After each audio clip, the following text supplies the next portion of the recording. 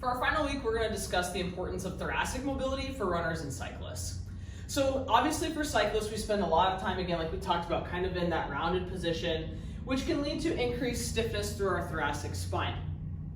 And in runners, last week we talked about with core stability, we often see people doing too much rotation while running, where we lose core stability and that transfer of power to our legs.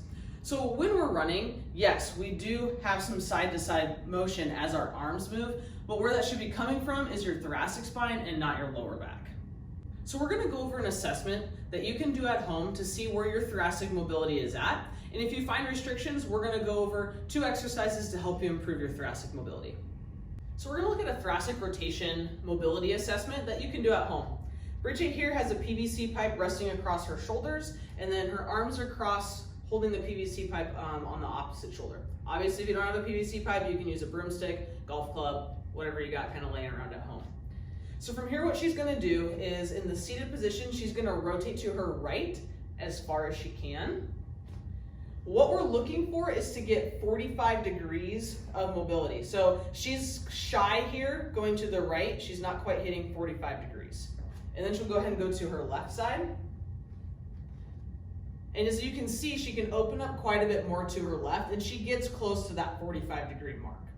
So what we're looking for here is you want to hit 45 degrees of mobility side to side. If you don't hit that, we're going to go over 2 exercises to help you improve that rotation. So one of the movements you can do for thoracic mobility is a squat with a rotation. This is really good for runners and cyclists because, again, you're tying a lower body movement with that thoracic mobility. So you're going to ground down through the 3 corners of your feet just like you do when you do a regular squat, keeping your core engaged.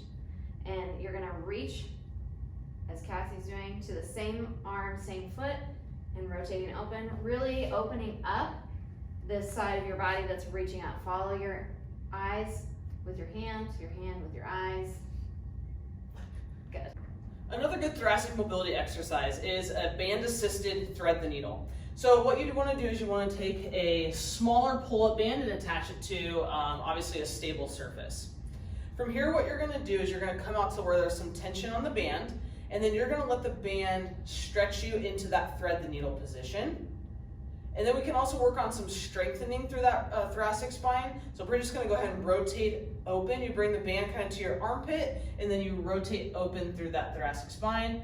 Come back into the thread the needle position, let the band kind of stretch you, and then we open up and again get some stability through that thoracic spine.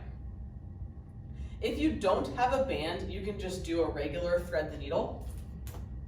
So again, same position here, she reaches through, rotating through that thoracic spine, and then she can open up as well.